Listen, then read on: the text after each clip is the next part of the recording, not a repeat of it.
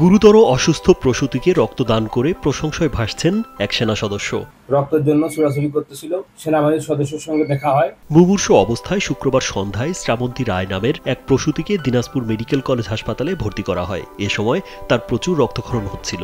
চিকিৎসক জরুরিভাবে ও পজিটিভ রক্ত জোগাড় করতে বললেন, কিন্তু তাৎক্ষণিক রক্ত পাওয়া যাচ্ছিল না। এমন সময় রাত ৮টার দিকে মেডিকেল কলেজের সামনে দিনাজপুর আর্মি ক্যাম্পের একটি টহল দলকে দেখতে পান রোগীর স্বামী সন্তোষ চন্দ্র রায়।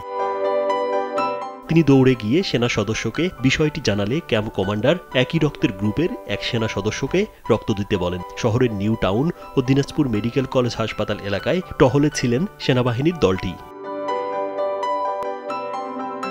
তাৎক্ষণিকভাবে রক্তের ব্যবস্থা হয়, রোগীর শরীরে রক্ত সঞ্চালন করে পরিস্থিতি সামাল দেওয়া সম্ভব হয়। রক্তের জন্য ছোড়াছুড়ি করতেছিল, তারা বাইরে গিয়ে সেনাবাহিনীর সদস্যের সঙ্গে দেখা হয় এবং তাদেরকে অবগত করার পরে তারা নিজ উদ্যোগেই সেনাবাহিনীর সদস্যরা রক্ত দেওয়ার জন্য মেডিকেল কলেজ হাসপাতালে এসে রক্ত দিয়েছে। ধন্যবাদ বাংলাদেশ সেনাবাহিনী সকল সদস্যকে। এমন মানবিক ঘটনায় রোগীর পরিবার সেনাবাহিনীর প্রতি কৃতজ্ঞতা প্রকাশ এবং চিকিৎসকরা সেনা সদস্যের উদ্যোগের প্রশংসা করেন।